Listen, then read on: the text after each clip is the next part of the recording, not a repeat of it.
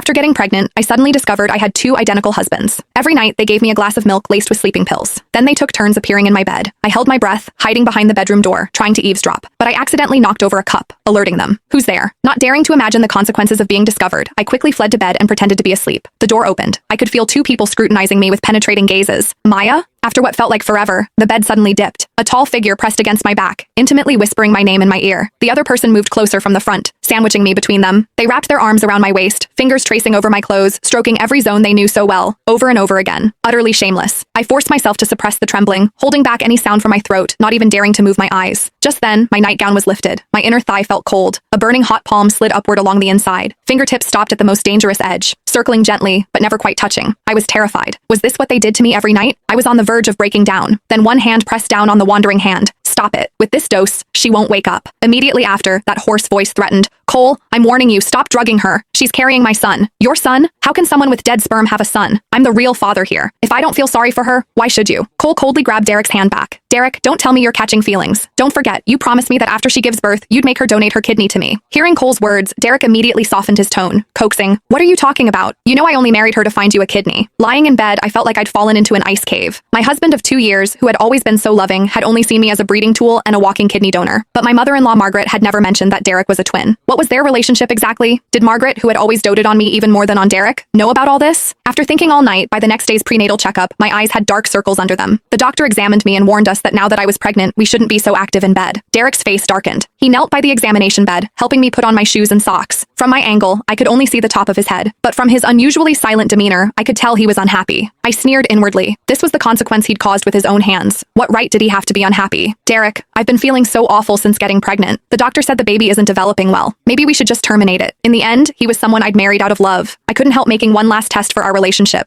Did he really not care about me at all? His hands paused while putting on my shoes, then he gently stood up and kissed my forehead. Why are you talking nonsense? Didn't you sleep well? The gaze meeting mine was full of sharp, uneasy scrutiny. He was wondering if I'd actually been awake last night and discovered their secret. My heart turned to ash. But then something even more desperate happened. When we reached the stairwell, he actually tried to push me down from behind. The metal handrail reflected like a mirror, showing his twisted, vicious expression. In that instant, all my hopes for this man completely shattered. I suddenly turned and threw myself into his arms, hugging his waist and acting cute with him like usual, catching him completely off guard. But inside, I was sneering coldly. You bastard. Just wait. Dare to covet my kidney, treat me like a breeding tool. You two scumbags can hold hands and go to hell together. From that day on, I gradually learned to distinguish between Derek and Cole. Derek had bigger muscles and a more prominent bulge in his pants. Cole was more delicate, without Derek's muscular build. What shocked me even more was that Cole lived right next door to us. That evening, while Derek was showering, I insisted I wanted a late-night snack. Margaret could only reluctantly go make it. Taking advantage of the lack of supervision, I used smoke I'd prepared